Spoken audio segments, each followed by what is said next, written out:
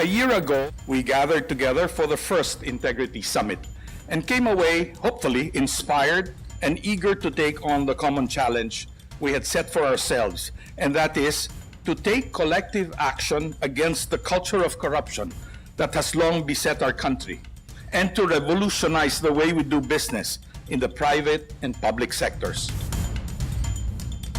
In this second Integrity Summit, we would like to reiterate the private sector's commitment to build a culture of integrity in our beloved country.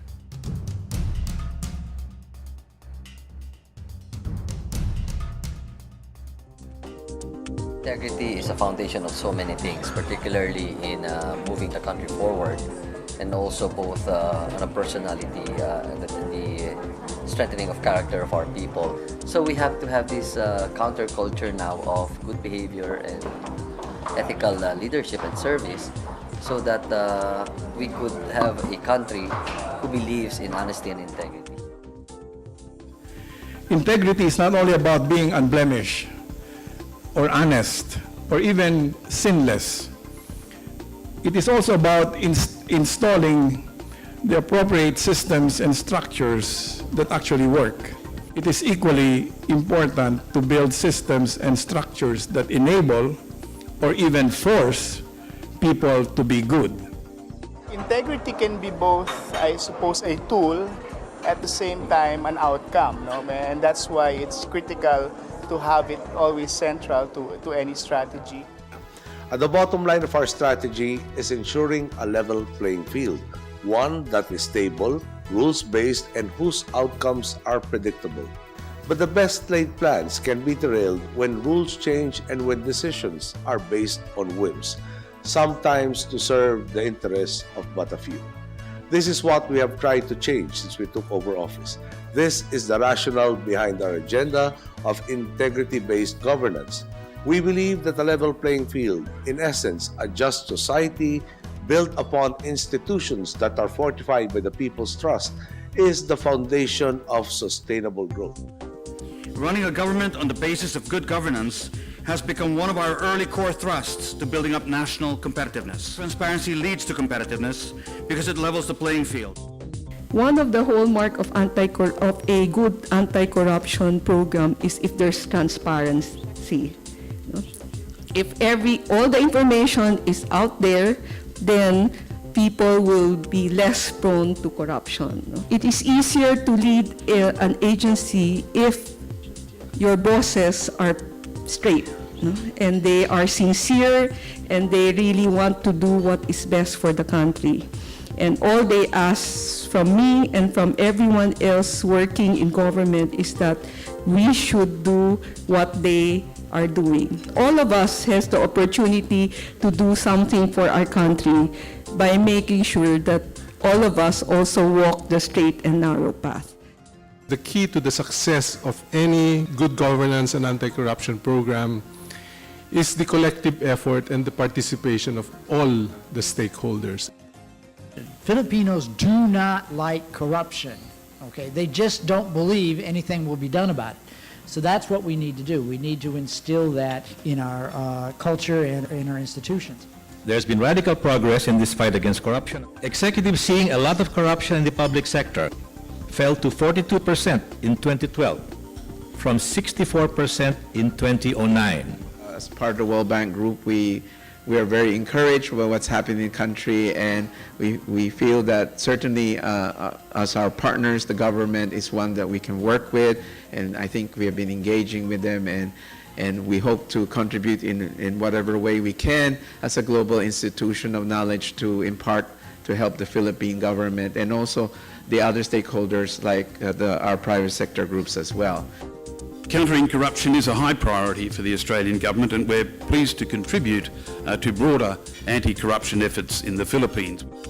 We are optimistic that the recent reforms we have witnessed, such as those in the judiciary and the Ombudsman Office, improvements in revenue and customs collections and in tax administration, and more open processes in budgeting will deliver positive, long-standing results. That's the general picture. A lot of improvement in the public sector and a lot of improvements needed in the private sector.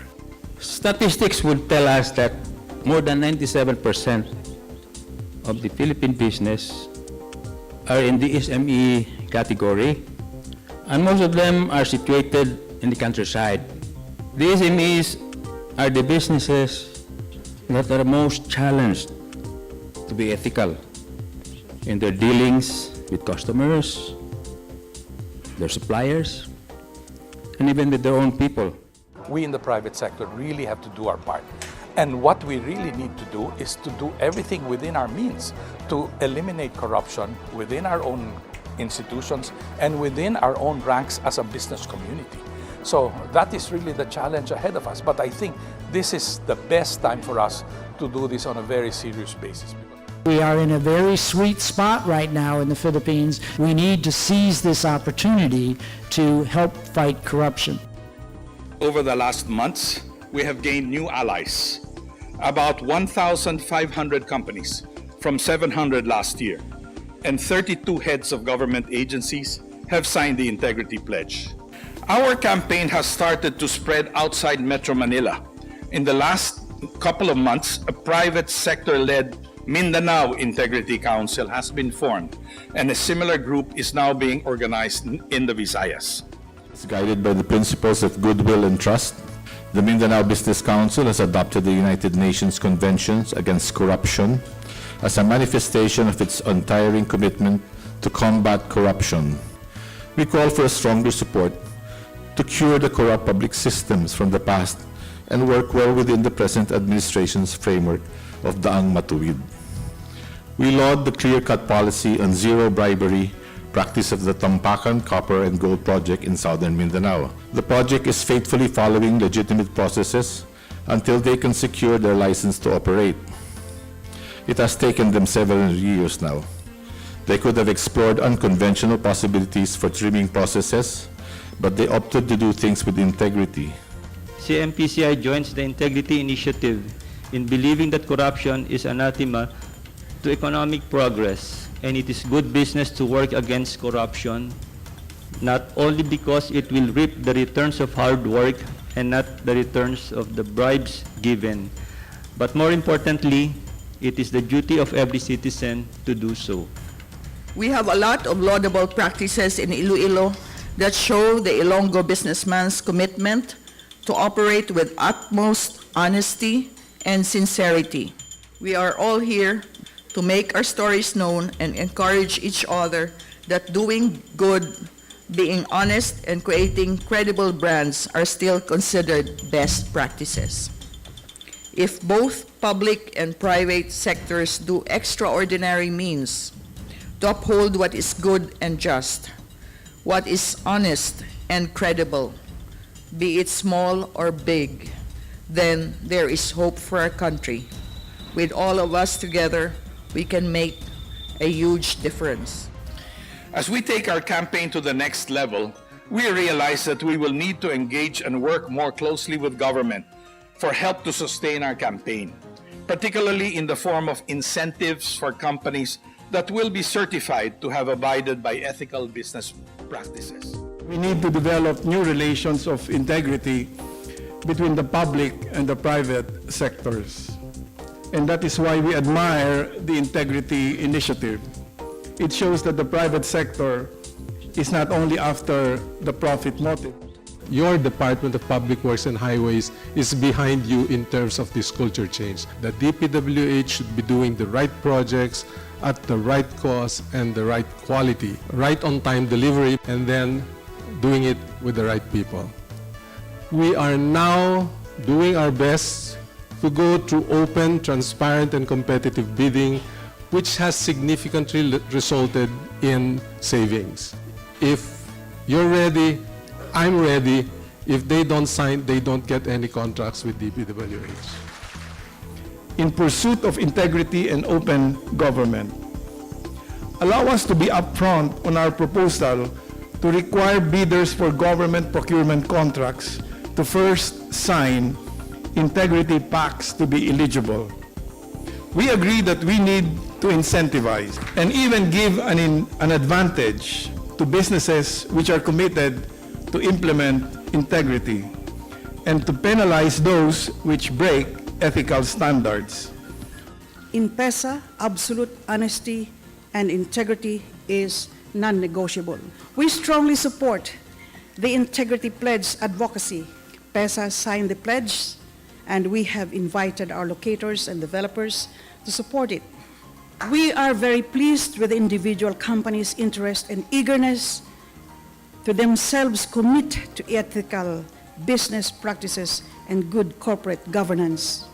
Clearly, this is an indication and a message that we, especially us in government, must follow suit. To assure everyone that the judiciary is with you all the way. We are moving forward, we are moving fast, but we are moving on solid ground. This is to assure you that under my leadership, you will see 18 years of judicial stability. With this pledge, with this commitment, I see this not as any threat on our independence, not as you impinging on our functions, but rather you sharing our common concern that justice indeed be actualized in this country. We remain very positive and very confident that under a true partnership between the private sector and the court system, we will continue to have, or we will now have, a judicial system that is grounded not on use or abuse of privilege, but on the sanctity of the rule of law and moral order. At this point in our country's history, it is no longer a choice, it is our moral duty. While we in business commit to find ways to drive culture change in order to level the playing field, we call on all sectors of society to support us in your own effort. We must drive culture change. The presentations earlier demonstrate existing best practices in good governance. Our speakers have provided good example on how to move forward in this drive for culture change. They have proven that business with integrity is possible. We encourage everybody to sign the pledge. It reminds us to have a uniform playing field, to have uniform business practices and apply the code of ethics. I think it is very useful for the company because there are best practices that are being shared. Convergys today is the largest private employer in the country, and one of the reasons why we have achieved this success and this recognition is because of our focus on integrity in business. This has been my second keynote address in 2 years of the Integrity Summit. I hope there will be even more people who will recite the Pledge of Integrity and live up to it in their everyday actions. I hope that the principles of inclusion, collective action, and communal responsibility will continue to galvanize every sector from across the public and private spheres into building a society that will allow our nation to thrive in a just and equitable manner. And I hope that whoever stands on this podium in the future will be a person of foresight, someone who will solve problems, someone who will fortify the culture of integrity that we are building now. I hope today's sessions will leave you inspired that the culture change we seek is possible and that the Integrity Initiative can make a difference. Through our collective action, we can defy limits, overcome greed and corruption, and bring forth a new breed of integrity champions committed to establishing a new ethical norm in our country.